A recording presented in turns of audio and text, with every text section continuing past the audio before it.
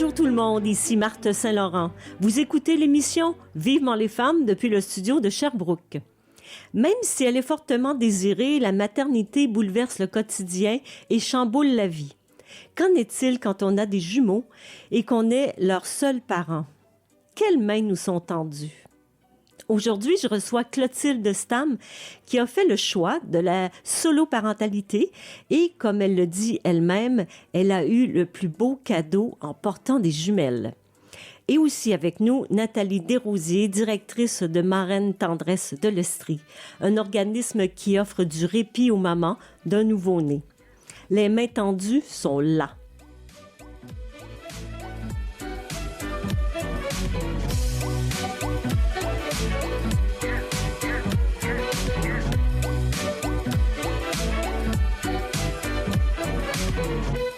Clotilde Stam, vous avez accouché en juillet 2024 de jumelles et vous êtes un parent solo.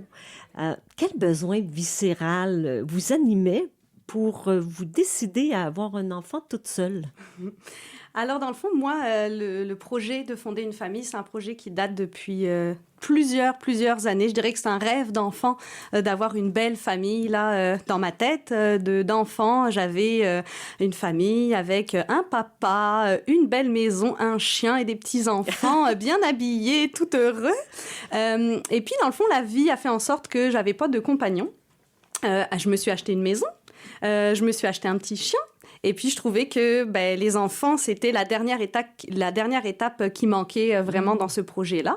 Et le compagnon, n'arrivant pas, c'était vraiment quelque chose d'important qui me tenait vraiment à cœur. Et quand j'ai découvert qu'il y avait des mamans qui s'en sortaient très bien à avoir des enfants toutes seules, je me suis dit, c'est pour moi. Je suis une personne dynamique. Je voyais pas ça comme un défi d'avoir un enfant toute seule. La vie m'en a apporté deux, on en reparlera plus tard, mais la vie m'a apporté deux petites merveilles. Et pour moi, c'est aussi fluide que s'il y avait un compagnon. Ça n'a jamais été un obstacle à mon projet, en fait. Wow! Mais cette réflexion-là de dire, OK, je veux des enfants, je veux un enfant, allez, j'y vais, c'est une réflexion qui a duré combien de mois, d'années? Est-ce que c'est une réflexion que vous avez faite seule, avec vos proches, avec un psy? De quelle façon? Est-ce que c'est au fil des ans que ça s'est imposé? Je dirais que ça s'est pas imposé. On dirait que ça a toujours été en moi de me dire, je veux des enfants. Et je me suis toujours dit, s'il n'y a pas de compagnon, il y aura des enfants quand même. Donc, la réflexion, après, de savoir comment on a des enfants toute seule, ça s'est tranquillement développé au fur et à mesure des années. J'ai rencontré, moi, par le biais des réseaux sociaux, dans le fond, d'autres mamans. Je suis sur un groupe Facebook de mamans solo. Donc, j'ai appris à connaître les enjeux, les défis, comment ça se passe concrètement. Donc, je voulais quand même me préparer, être certaine que c'est un projet. On recule pas, là. Hein? Une fois qu'on a nos enfants, il faut que ce soit une décision mûrement réfléchie. Donc, ce projet-là s'est construit tranquillement au fur et à mesure des années. Et dans le fond, pour avoir un enfant toute seule, il y a plusieurs façons. Mais la première, c'est de passer par les cliniques de fertilité. Et en fait, les délais sont extrêmement longs en clinique de fertilité. Donc, moi, j'ai décidé d'avoir ce projet-là. Ma réflexion s'est portée vraiment quand j'ai eu 30 ans. Je me suis dit, à 30 ans, pas de compagnon. Là, on commence vraiment le projet de maman solo. La pandémie est arrivée pendant ce temps-là. Donc, j'ai vraiment commencé mes démarches à 32 ans. Et dans le fond, ça m'a pris à peu près 3 ans et demi, dans le fond, avant de réussir à tomber enceinte. Mais il y a quand même des démarches d'à peu près 1 an et demi avant de pouvoir faire les examens. C'est vraiment des étapes qui se font au fur et à mesure. Et je pense que la réflexion se développe et se raffine pendant le processus aussi. Donc, autant c'est 9 mois, normalement, de porter un enfant, mais autant le projet aussi a besoin de temps pour maturer. Donc, il était déjà en moi depuis longtemps, mais il s'est raffiné au fur et à mesure des mois. Et est-ce qu'il y a un matin qu'on se lève puis on dit... Est-ce qu'on continue d'aller de l'avant parce que c'est compliqué ou parce que c'est long? Ou est-ce qu'il y a eu des doutes à un moment donné? Non, il n'y a jamais eu de doute. Pour moi, c'était mon objectif numéro 1, c'était de réussir à fonder une famille toute seule.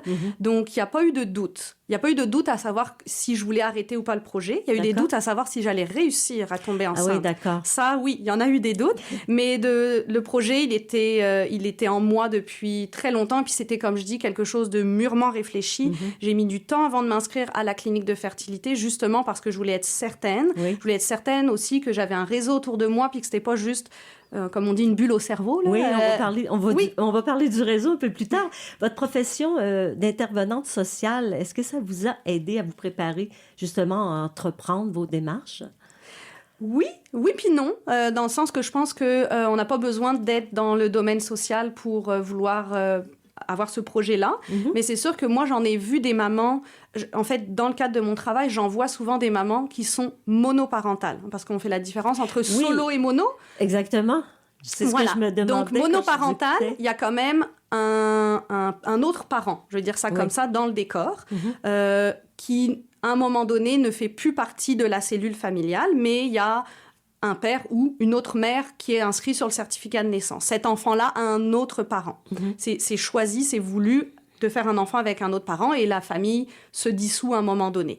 Le projet de famille solo-parentale, on le distingue du fait qu'il n'y a pas d'autres parents. Donc, on pourra en parler en détail. Il y a un donneur ou il y a un autre coparent, mais il n'y a pas de parent sur le certificat de naissance. C'est vraiment un seul parent. Des fois, ça peut être aussi un seul papa. Il y a plein de familles. Il n'y a pas juste des mamans solo-parentales. Il y a des papas qui sont en situation solo-parentale aussi.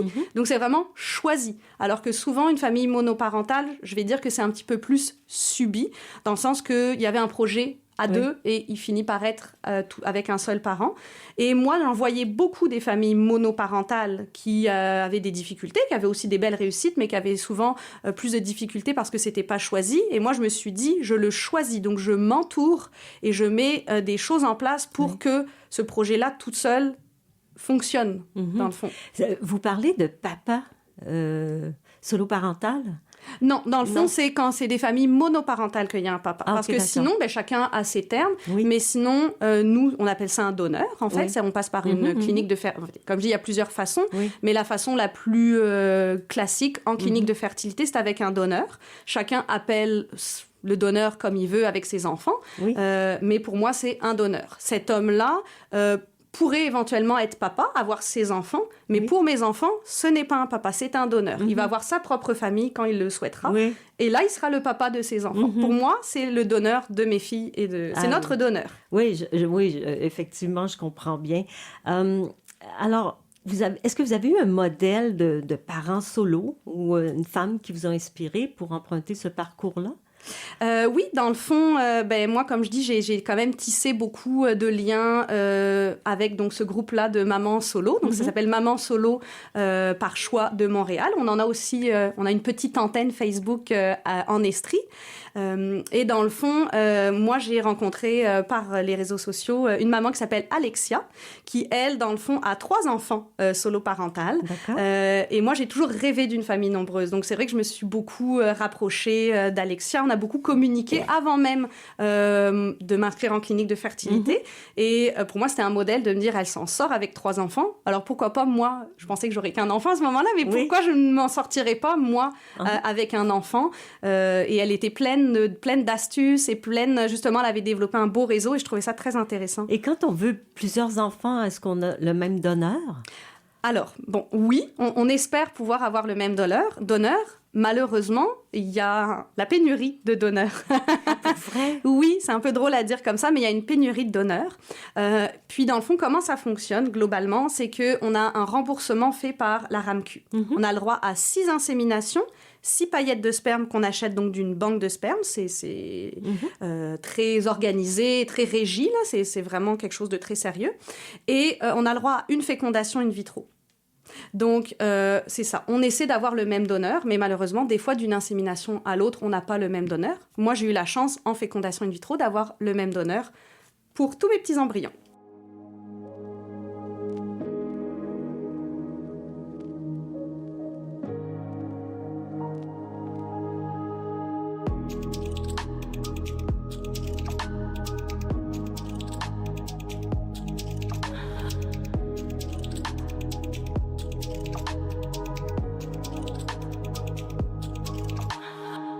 Clotilde, pour réaliser votre rêve d'être mère, vous êtes tournée vers une clinique de fertilité. Pourquoi? Vous auriez pu aussi opter pour l'adoption et puis je pense qu'il y a d'autres moyens. Alors oui, effectivement, il y a plusieurs moyens de faire famille, comme on dit. Passer par la clinique de fertilité, pour moi, c'était la façon la plus sécuritaire d'avoir des enfants et des enfants, entre guillemets, en bonne santé. Parce qu'il existe plusieurs façons. On peut, des fois, il y a des femmes qui vont rencontrer un ami ou une personne de confiance qui vont leur demander que cette personne-là soit le donneur.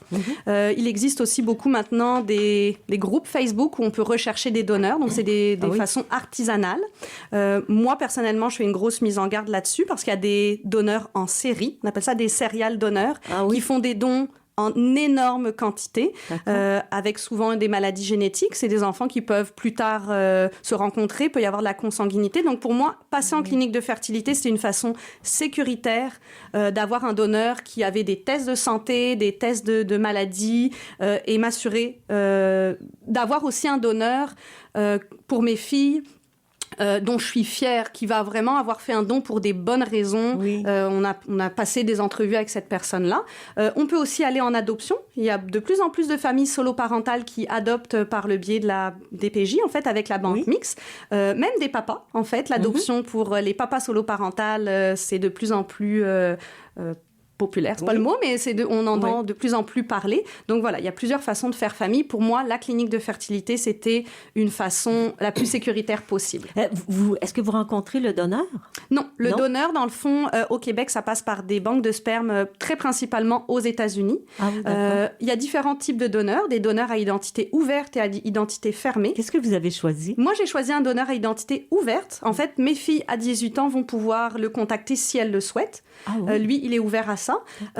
Personnellement, je trouvais que c'était important. Puis j'ai aussi rencontré une psychologue dans le cadre de mon processus et elle me disait que c'était très important pour que l'enfant puisse avoir un bagage et n'ait pas à chercher en fait l'identité de son donneur. Est-ce que l'enfant doit attendre d'avoir 18 ans? Oui, il faut que l'enfant attende d'avoir 18 ans. Par contre, même si à 15 ans, il est déterminé et que vous, disons que vous êtes d'accord, c'est pas possible? Non, c'est pas possible. Il faut vraiment le respecter. Le donneur accepte seulement quand l'enfant a 18 ans.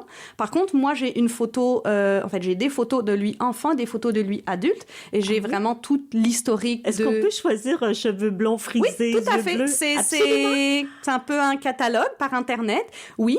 Par contre, comme je disais tantôt, il y a une pénurie de donneurs. Donc, si on est je veux absolument un donneur blanc, parce qu'il y a des donneurs noirs ou asiatiques, mais je veux un donneur blanc avec des cheveux bruns, des yeux bleus et tel critère, malheureusement, il risque de pas y avoir grand-chose.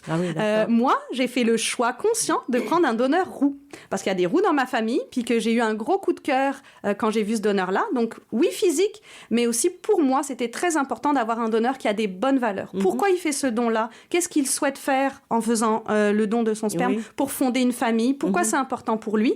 Donc oui, il y a le côté physique, mais pour moi, ce qui est important aussi, c'est son bagage à lui. Pourquoi il fait ce don-là? Et est-ce que vous voulez nous parler, en fait, de la façon dont ça fonctionne quand on parle de fécondation in vitro? Oui. Donc, dans le fond, au Québec, on a 6 inséminations artificielles qui sont remboursées. Donc, les inséminations, de façon très technique, c'est vraiment, on insémine le sperme dans l'utérus de la femme en fonction des périodes de son cycle, avec ou sans stimulation ovarienne. De mon côté, ça n'a pas fonctionné les 6 fois. Donc, je suis passée en fécondation in vitro. La fécondation in vitro, on vient prélever les ovules, donc pareil avec des stimulations, un cycle très précis. Et après, on insémine directement le spermatozoïde dans l'ovule.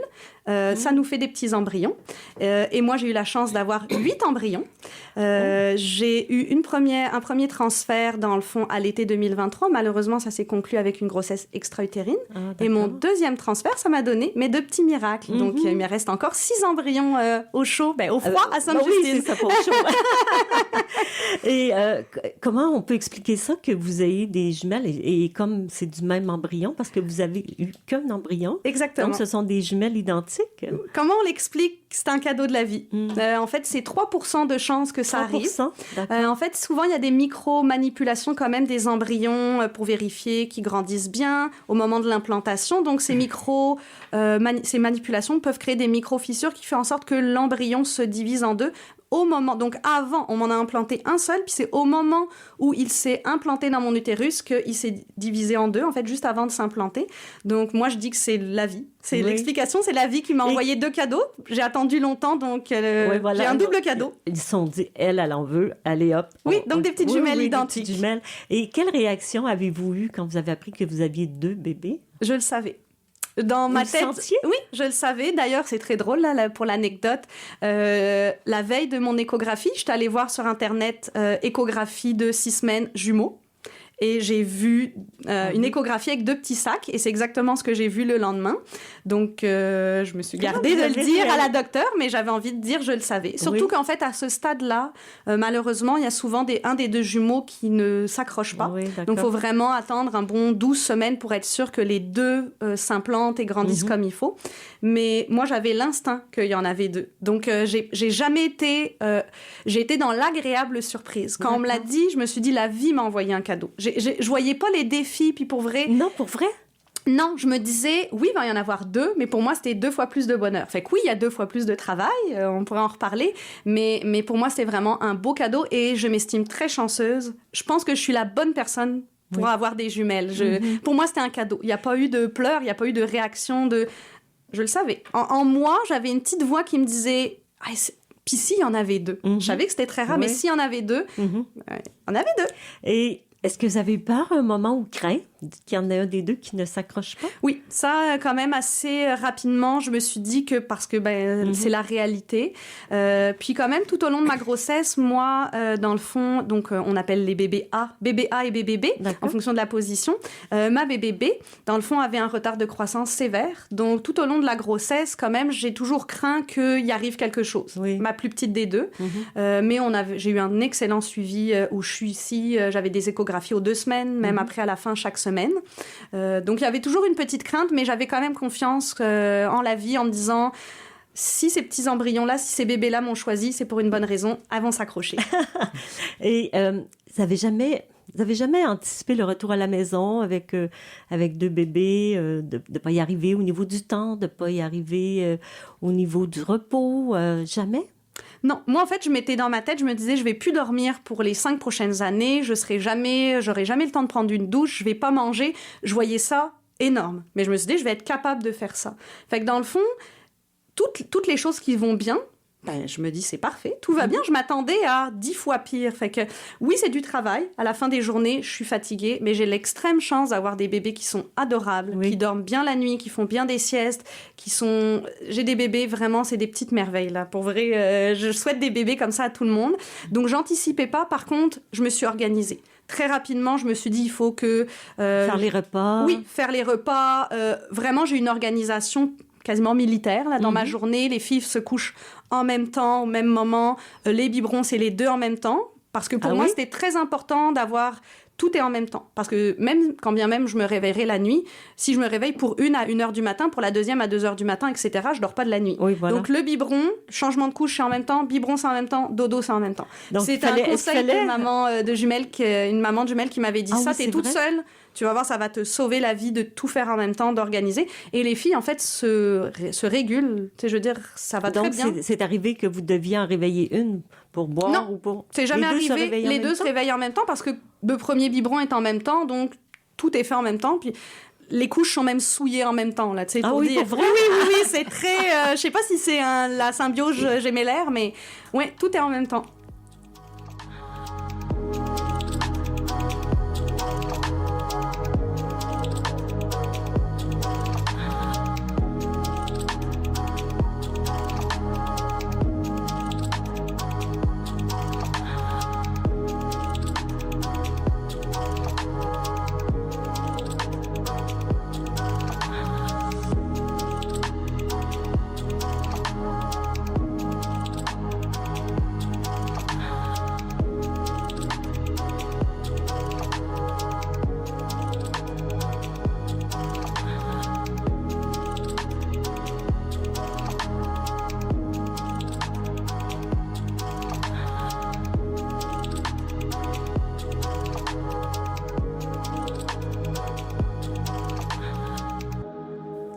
Clotilde, j'aimerais savoir comment s'est déroulée la naissance, en fait, des jumelles. Est-ce qu'elles sont arrivées à terme?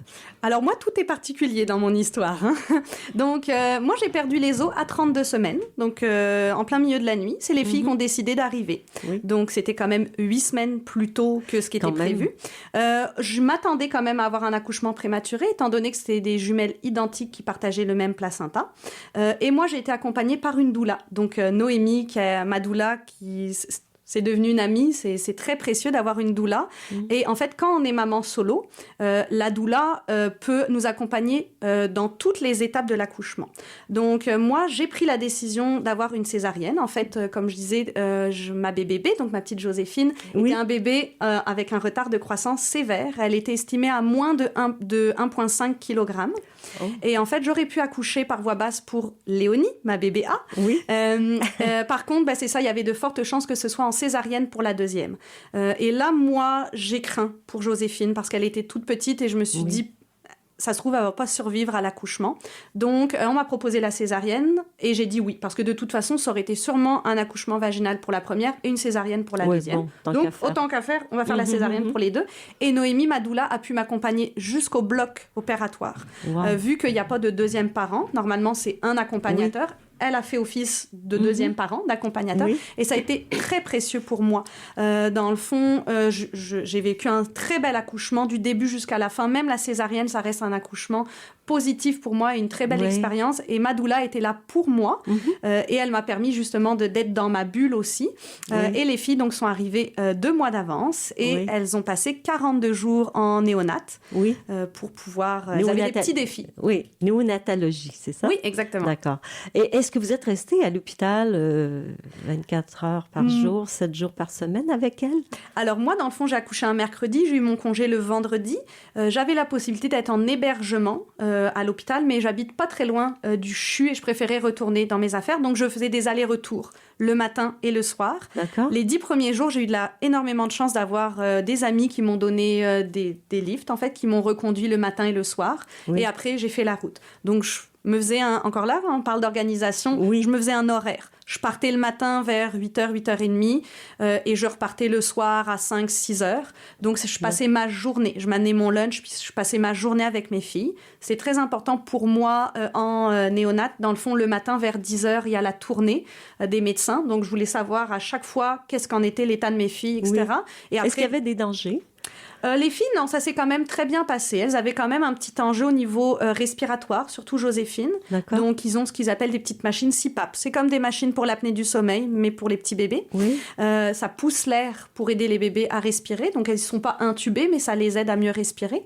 Léonie, la CPAP a été enlevée après 48 heures. Joséphine, ça a pris un petit peu plus de temps. Ça a pris à peu près une dizaine de jours. Oui.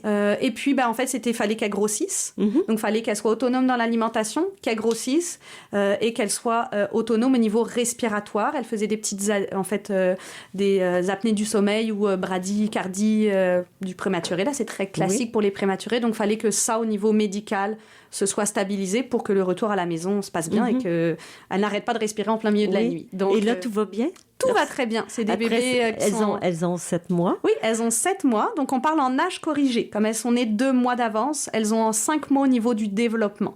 Donc, elles ont des étapes de développement d'un enfant de 5 mois. Elles commencent un petit peu à vouloir se tenir assises, mais c'est chambranlant.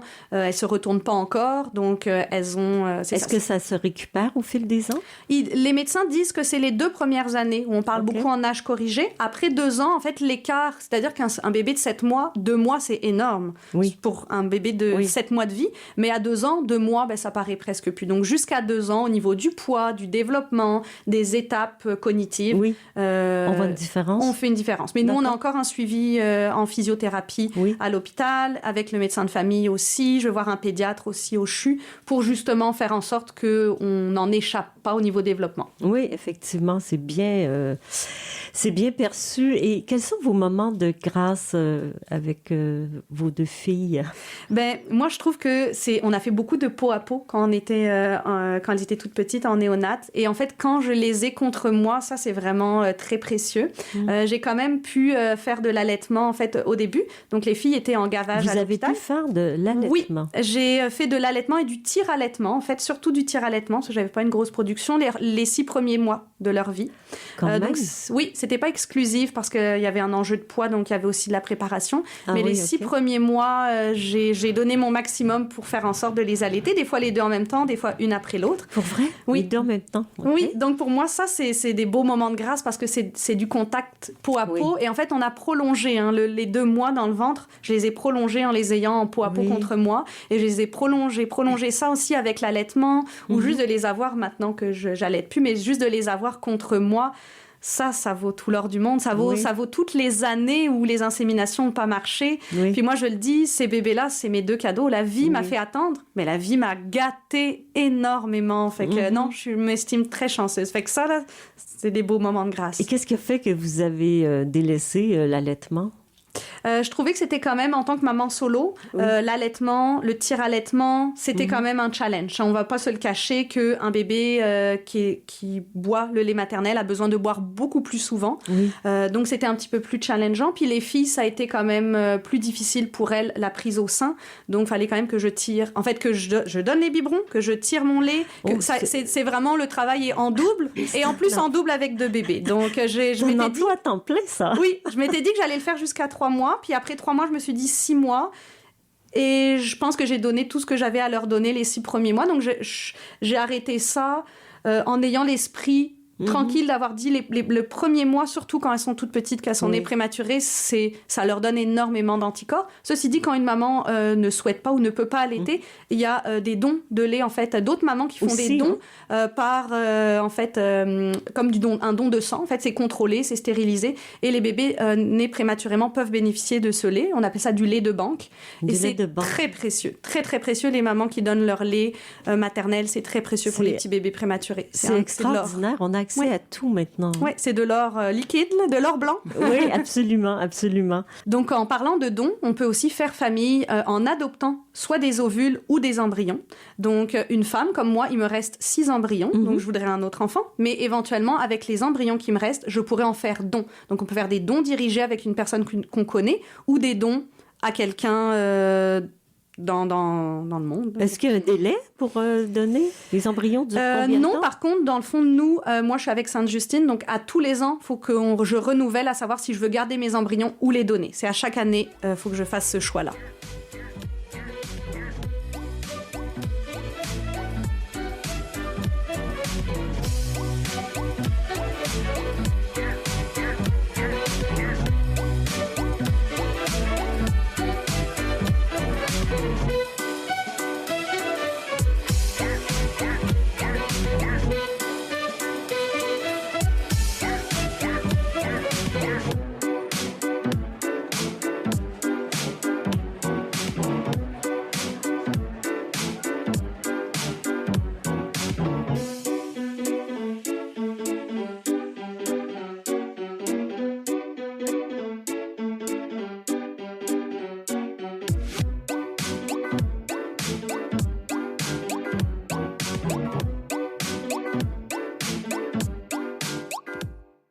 Vous écoutez Vivement les femmes avec Marthe Saint-Laurent. Clotilde Stam, vous avez demandé de l'aide à marraine de tendresse de l'Estrie. À quel moment dans votre parcours vous avez décidé de faire appel à cet organisme?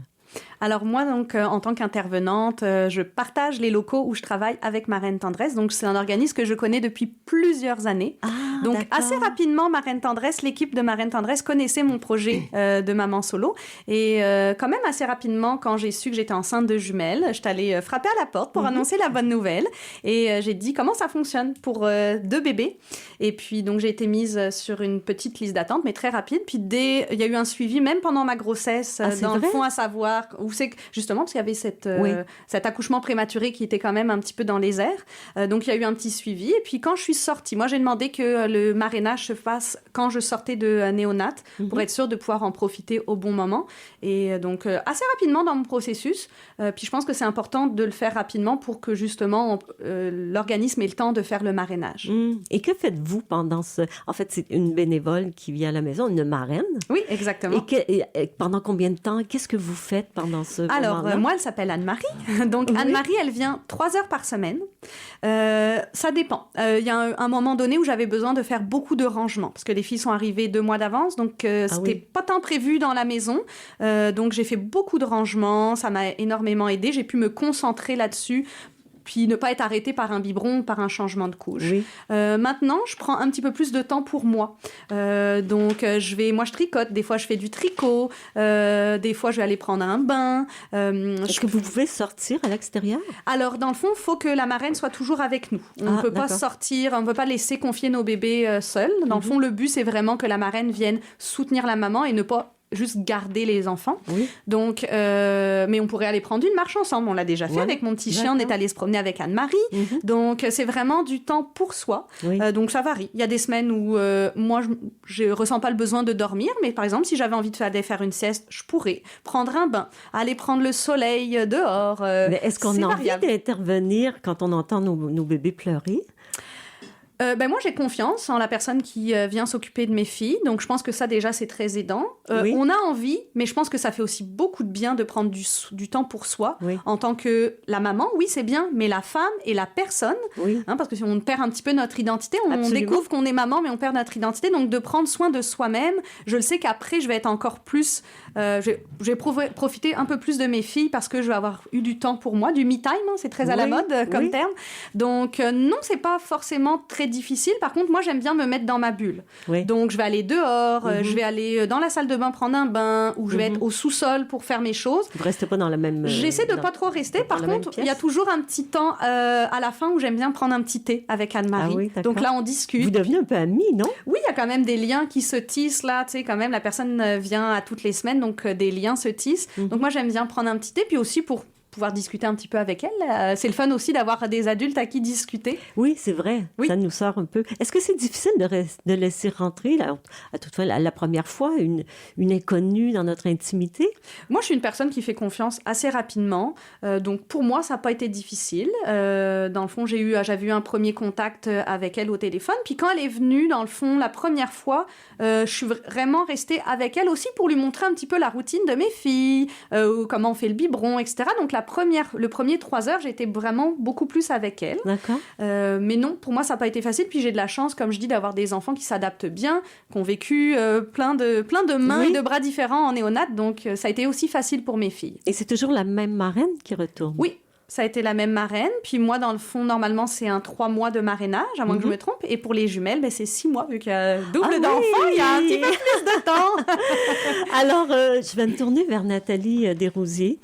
Alors, Nathalie, est-ce que vous voulez nous parler de l'organisme? Parce que là, on parle des services qu'il offre, mais en fait, qu'est-ce qui se passe exactement et qui a eu cette idée-là? L'idée est arrivée par Marie-Paul Elwin, qui est enseignante à l'époque, qui avait reçu les confidences un matin d'une collègue de travail, qui avait dit à Marie-Paul, « Écoute, j'ai manqué étouffer mon bébé avec un oreiller cette nuit, tellement j'étais plus capable de l'entendre pleurer. » À ce moment-là, Marie-Paul, elle s'est dit, « Quand je vais être à la retraite, je vais aider les mamans, je vais fonder quelque chose pour pouvoir venir en aide aux mamans qui ont des petites déprimes comme ça. » Mais ça, c'était en 1971. Et Marie-Paul a pris sa retraite en 1991. Donc, 20 ans, son projet a mûri dans sa tête. Oui. C'est quand même fou, là. Il aurait pu se passer plein de choses en 20 ans que le projet de Marraine Tendresse ne prenne pas vie. Mais non, en 91, quand elle a pris sa retraite, mais elle a mis ça en branle. Puis est-ce qu'elle a des enfants? Marie-Paul, elle n'a jamais eu d'enfants. Non. C'est quand même incroyable. Mais elle en a eu plusieurs. Oui, c'est ça. Elle n'en a pas eu à elle, mais elle en a... C'est ça. Donc, en 91, au moment de sa retraite, elle a commencé avec 4 amis, puis on mis ça sur pied le 4 décembre 1992. Marraine Tendresse naissait avec 4 personnes, 4 bénévoles. C'est comme ça que c'est parti. Et pourquoi le mot marraine? Et comment on appelle les mères qui bénéficient de ce service-là? Ah, les mères, c'est nos filleules. Des filleules. Oui, bien comme dans pareil marraine, filleules. Donc, c'est ça, les marraines, les bénévoles, ce sont les marraines. Et les filleules, c'est pas les bébés, hein, c'est vraiment les mamans. On est là, nous, pour soutenir la maman, tout en s'occupant de bébé. Bien entendu, ça nous fait un énorme plaisir là, de se gâter avec les bébés, puis je dis, ça nous fait... Parce que moi aussi, on visite des familles, je visite des familles, puis on aime ça. Ça nous permet de savoir la réalité de ce que nos bénévoles vivent aussi en allant nous-mêmes, là, le personnel de Marraine Tendresse, Francine, Chantal et moi. Et quel est le principal bailleur de fonds à l'organisme pour pouvoir offrir un service gratuit? Mais nous, on est financé au niveau du PSOC, le programme de soutien aux organismes communautaires. Oui. Centraide aussi nous aide beaucoup. Ah oui. On a la ville de Sherbrooke aussi qui nous donne un financement qui nous permet aussi d'avoir la location de nos salles pour nos formations gratuitement. Et aussi, on a les dons de la communauté. On est moins obligé là, de faire des ventes de garage, heureusement, mais il y a eu certaines années où est-ce qu'on a fait des ventes de garage. Oui, il y a des années plus difficiles. Des années plus difficiles, effectivement. Et qu'est-ce qui fait que cet organisme dure dans le temps? Mon Dieu, peut-être le besoin. Oui. Je pense que le besoin est bien présent parce qu'on le voit. Cette année, c'est une année record au niveau des demandes. Vraiment, 2024. Depuis 2024, on dit c'est du jamais vu, c'est du jamais vu. Comment vous expliquez ça? Parce que l'organisme est plus connu? Parce que l'organisme est plus connu, il y a plus de naissances? Au niveau des naissances, j'ai pas les statistiques, mais probablement, oui, on est plus connus. Les infirmières en postnatal, même en prénatal, vont nous connaissent un petit peu plus. Lorsqu'elles font les visites à domicile, elles peuvent voir un petit peu le portrait des familles. Si les familles n'ont pas de réseau, c'est beaucoup à ce moment-là qu'elles vont proposer à Marraine Tendresse. Le bouche-oreille, beaucoup. Est-ce que vous avez aussi des demandes de parents d'immigrants? Oui, on a des familles. Oui. On a toutes sortes de demandes. Familles solo, mono, issues de l'immigration, effectivement. Est-ce que ça vous arrive parfois de refuser une demande de parents? S'ils sont à l'extérieur, s'ils ne sont pas dans un coin, une ville qu'on trouve des bénévoles, parce que c'est sûr, on a de la difficulté à s'en tenir juste à Sherbrooke. Lorsqu'on a des demandes de l'extérieur, on aime bien y répondre, mais c'est très rare qu'on ne peut pas répondre à une demande.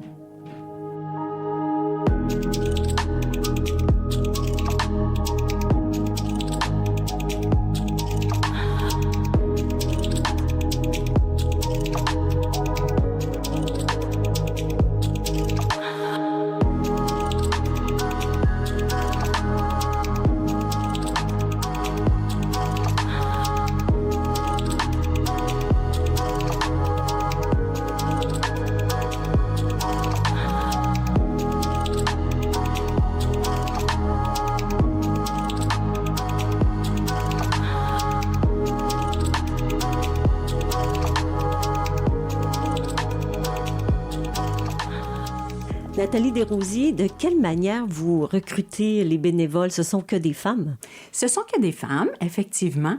Et puis, comme les jumelages, comme les demandes des mamans, c'est beaucoup le bouche-oreille. C'est sûr qu'on fait quelques salons de 50 ans et plus, le salon de la FADOC, on fait notre site Facebook, mais une bénévole qui est heureuse dans son bénévolat va en parler à une autre. Oui. Il y a beaucoup... nous, on est 4 filles chez nous, mes 4 sœurs font du bénévolat. Ah oui. Mes sœurs ont amené des amis. Les bénévoles amènent leurs amis. Donc, quand tu te sens bien, t'es heureuse dans ton bénévolat, tu prends soin des autres, parce que c'est beaucoup prendre soin, hein? Oui. C'est prendre soin des bébés, c'est du prendre... Oui. Donc, c'est la qualité, je pense, de tous nos bénévoles, la bienveillance, le non-jugement, Le don de soi. Le don de soi. Beaucoup le don de soi. Puis quelles sont les exigences?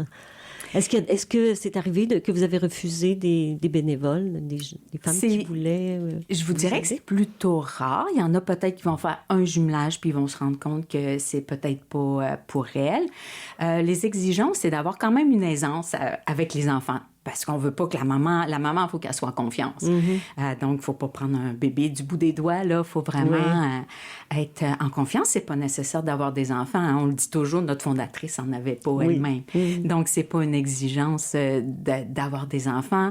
On a des étudiantes de certains programmes à l'université qui font des stages chez Marine Tendresse en médecine, psychologie, travail social. Ils n'ont pas eu d'enfants, mais ils ont gardé beaucoup. On a des grands-mamans, on a des mamans, des bénévoles qui ont une journée par semaine qui sont prêtes de congés à donner, puis sont prêtes à donner du temps. Beaucoup de retraités, bien entendu, qui ont un peu plus de temps, mais un horaire de retraité, ça prend un agenda. Oui, c'est vrai. Puis plusieurs bénévoles s'impliquent dans plusieurs... on a beaucoup de bénévoles qui s'impliquent à la grande table, où est-ce que Clotilde travaille, des bénévoles en commun qui font plusieurs bénévolats. Puis est-ce qu'elles ont une formation? Sont-elles formées? Puis si oui, ça dure combien de temps?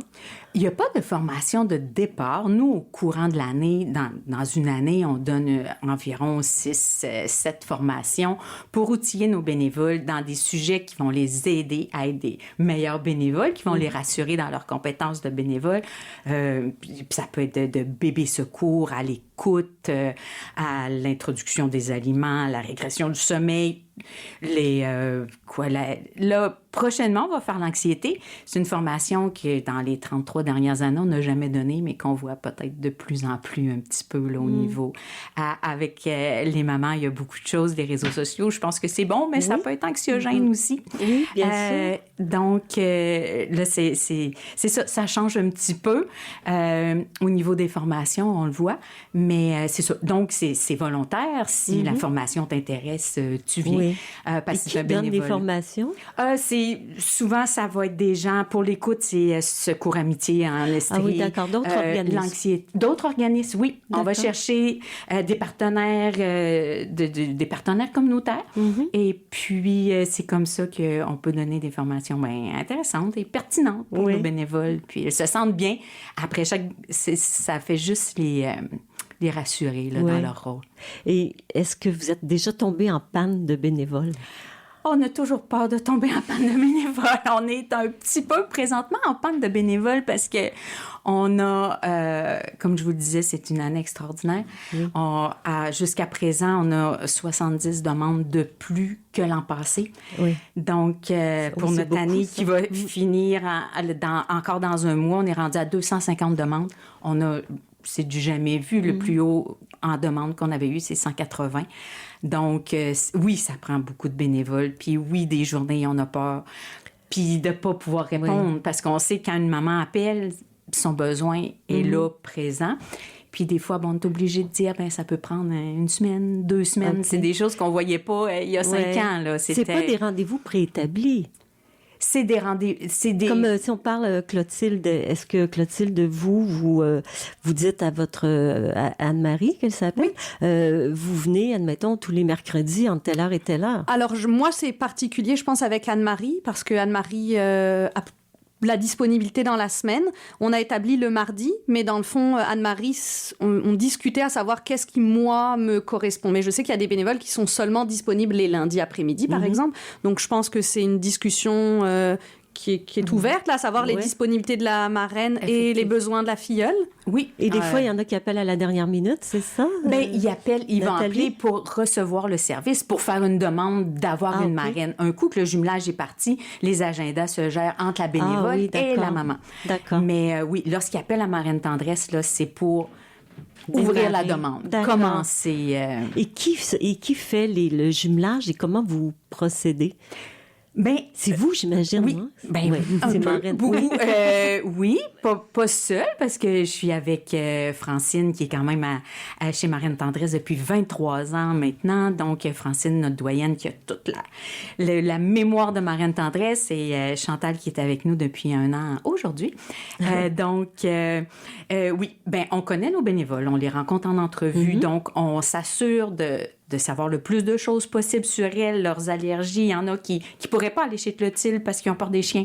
Ah oui, d'accord. Donc, il faut vraiment s'assurer que la bénévole est à l'aise dans le milieu où on va la jumeler. Oui. Fait que c'est en la connaissant un petit peu plus. On a quand même une entrevue qui dure au moins 1h30. On vérifie par la suite les références. On essaie de connaître le plus possible notre bénévole afin de faire le meilleur jumelage possible. Est-ce que vous faites la même entrevue avec les filleuls? Les filleuls, non, ça prend pas 1h30 parce qu'ils n'ont pas le temps.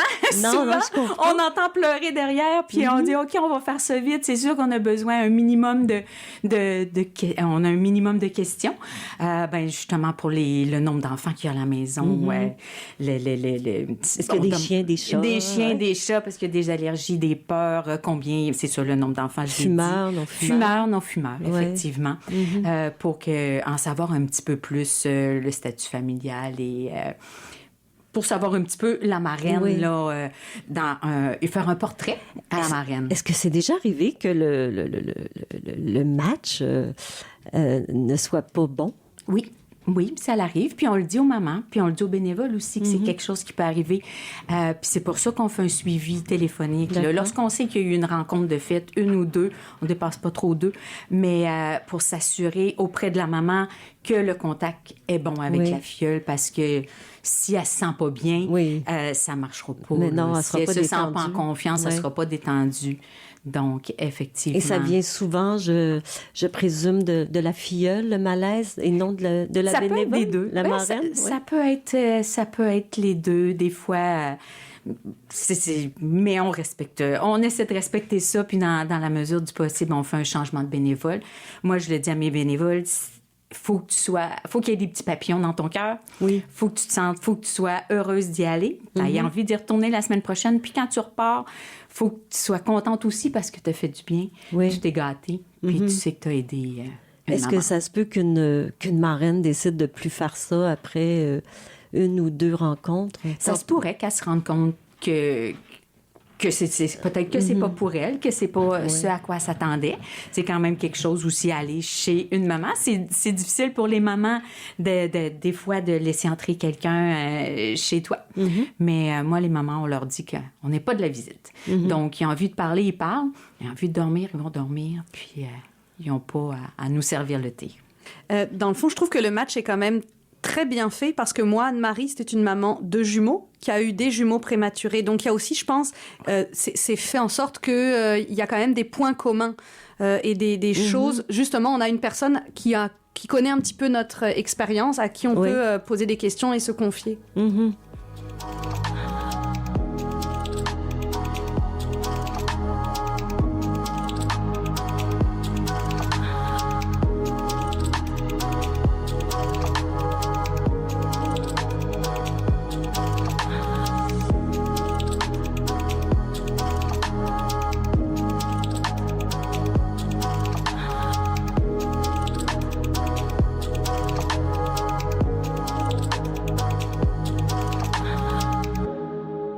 Nathalie Desrosiers, vos marraines ont entre quel âge et quel âge? On a des marraines de 20 ans jusqu'à 82 ans. Donc, c'est un large éventail. C'est sûr qu'à 82 ans, les bénévoles 80 et plus, là, ils aiment bien avoir des tout petits bébés qui sont tout petits, qu'ils peuvent bercer, puis avoir dans les bras, puis plus que faire être à 4 pattes. Mais mes bénévoles sont en forme, sont extraordinaires. Je pense que ça les garde jeunes. Mais les bénévoles ne vont pas juste pour les bébés naissants? Non, nous, le service est offert de la naissance jusqu'à 1 an. Donc, une maman, pendant toute la première année de vie, peut faire appel à Marraine Tendresse. Nous, c'est un 12 semaines, d'environ 3 mois. C'est sûr que si la maman appelle puis que le bébé a déjà 10 mois, mais que là, elle se rend compte que ça oui, va OK, plus. vous pouvez prendre... Ah oui, oui, oui. C'est jusqu'à OK, un an. j'avais l'impression que c'était seulement pour les bébés naissants. Non, de la naissance jusqu'à un an. Donc, on a des demandes très, très petites. Oui. Ça dépend du congé parental. Oui. S'il y a un papa ou une maman qui est en congé, on va arriver dans les familles plus ou moins rapidement, mais je vous dirais qu'en moyenne, 3 mois, 4 mois. Des fois, c'est 6 mois. Des fois, c'est 7 mois. Mais à ce moment-là, c'est différent. Et je pense que vous avez aussi des demandes de mamans qui ont des triplés. On a des demandes de mamans triplées depuis, je vous dirais, moi, je suis là depuis 2016. On a eu au moins 6 familles de triplés. Présentement, on est dans une famille de triplés. On en a terminé une en décembre. Puis, j'ai déjà une demande d'une maman qui devrait avoir des triplés au mois de juin, qui m'a déjà téléphoné, qui met son réseau en place. D'accord. Donc, c'est le fun aussi quand on peut le savoir un petit peu d'avance, surtout pour des triplés, parce que comme Clotilde le disait, c'est 3 mois habituellement. Des jumeaux, on va y aller 6 mois. Puis des triplés, on va être présent dans la famille au moins 9 mois, au moins quasiment jusqu'au 12 mois, jusqu'au année des... Et là, est-ce que c'est aussi seulement une bénévole qui va pour les triplés ou deux? Non, il y a plus de bénévoles, on mais dirait. Une à la fois? Oui, c'est toujours une à la fois. C'est peut-être moins aidant pour dormir pour la maman parce qu'on n'est pas des pieuvres quand même. Oui. On est juste des bénévoles. Mais il y a quand même une bonne... en tout cas... 3 bébés, puis 2, je pense qu'il y a vraiment une différence quand tu es tout seul. Là, donc, oui, il y a plusieurs bénévoles là, qui vont faire leur petit quart de bénévolat là, à raison de 3 heures semaine, puis je pense que c'est très aidant. Mais tu t'en as un, puis ça peut être très aidant aussi. Oui. Hein? C'est pas nous, les mamans qui nous appellent, à part leur demander s'il y a un bébé qui est en bas d'1 an, c'est le seul critère, là. Des fois, ils nous appellent puis ils savent pas s'ils ont droit au service. Oui, vous êtes une maman, vous, un parent. Là, on aide la famille. Je pense que c'est plus grand qu'aider juste la maman ou le parent présent. Là. Si la maman a pu se reposer, a pu faire des tâches, il y a une charge mentale qui est plus là à la fin de la journée. Quand les autres enfants arrivent de l'école ou de la garderie ou que le conjoint arrive du travail, on est peut-être plus calme. Et Nathalie, dites-moi, de quelle manière vous entrevoyez l'avenir de Marraine Tendresse? Est-ce que vous devrez, élargir le territoire, bonifier vos services? Je pense que on a la recette gagnante, je pense, depuis 33 ans, bonifiée. C'est sûr qu'il y a toujours on a toujours des petits commentaires là, des mamans qui, on offre 12 semaines, il y en a qui en prendraient 15 ou 18, là, c'est toujours comme ça. Pour l'élargissement du territoire, c'est sûr qu'on aimerait peut-être avoir le financement pour aller un petit peu plus loin. Là, c'est sûr que pour nous, dire non à une maman qui m'appelle, qui est à Quaticook ou à Compton, si j'ai une bénévole de Compton ou de Quaticook, on va y offrir le service. Et les gens de Sherbrooke, ils n'iront pas Sherbrooke aller aider une maman à Magog, c'est trop loin. Mais quand on a des bénévoles, le monde nous connaît, il n'y a pas des bénévoles juste à Sherbrooke. Là. Fait qu'on a des bénévoles à Richmond, on en a à Windsor, à Magog, aux alentours. Donc, oui, on veut aider le plus de mamans possible parce que chaque maman qui accouche au CHU à Sherbrooke, c'est pas juste les gens de Sherbrooke, on a des dépliants. OK. On a notre petit dépliant de Marraine Tendresse qui dit qu'on peut leur aider. Donc, on fait notre possible. Puis si on n'en a pas, on fait des appels à toutes. Puis il y a toujours quelqu'un qui finit par connaître quelqu'un à quelque part. Puis, Et est-ce que une mère avec un enfant avec des besoins spéciaux peut aussi bénéficier de vos services? Oui, ça dépend les besoins. Les besoins. C'est sûr qu'il y a des enfants qui nécessitent, qui ont des gavages, tout ça, on le fera pas, mais c'est un petit bébé qui a besoin d'être pris. Il va être pris autrement, avec des petits branchements peut-être des fois, mais oui, on a des marraines qui se sentent assez solides pour aller aider ces mamans-là. Et comment ça se termine comment ça se conclut un marrainage avec... est-ce que c'est triste quand ça fait 3 mois ou 6 mois que la marraine est avec la filleule, avec les bébés, le bébé? Est-ce que c'est triste? Est-ce que vous avez des histoires à nous raconter? Oui, souvent c'est triste, c'est pas une les bénévoles, des fois, ont de la difficulté à terminer, surtout quand tu es là depuis longtemps. Puis parfois, il y a vraiment des beaux liens qui vont se créer.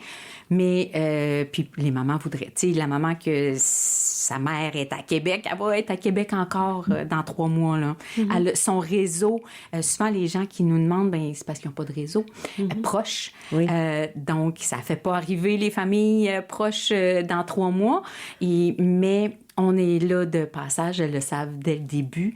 Puis je pense quand on leur dit, ben là, on quitte pour aller aider quelqu'un d'autre, ça l'aide aussi la transition. Pour la bénévole aussi, ça va aider, ben elle va savoir qu'elle va aider une autre maman. Oui. Puis pour les parents, ben elles se souviennent peut-être comment ils étaient il y a 3 mois, comment ils étaient fatigués, puis comment ça leur a fait du bien. Donc je pense qu'elles aussi sont prêtes à passer au suivant. Oui, d'accord. Oui. Et Clotilde, vous, comment vous anticipez la fin du marrainage avec Anne-Marie? Je vous vois sourire. Oui, ben c'est sûr que je vais savourer jusqu'à la dernière minute l'aide que j'ai, parce que, comme disait Nathalie, moi, ma famille est à l'extérieur, est en France, donc je n'ai pas de réseau proche, j'ai ma famille de cœur, que je dis, mais on a quand même tissé un beau lien. En fait, moi, elle habite dans mon quartier, donc je pense qu'on va quand même continuer de garder un lien, etc. Et puis, ben après, je vais voler de mes propres ailes, je vais avoir bénéficié de toute l'aide qu'elle avait, puis je vais être contente de me dire qu'elle va aider une autre famille, effectivement. Alors, ainsi prend fin notre émission. Merci énormément, Nathalie Desrosiers et Clotilde Stam, d'avoir accepté notre invitation, d'être venue nous parler de votre réalité, de vos services. Alors, merci à toute l'équipe. Mathieu Tessier à la mise en onde, Lynn Roy à la recherche, Jean-Sébastien Laliberté, chef diffusion technique. Ici Marthe Saint-Laurent qui vous dit à très bientôt.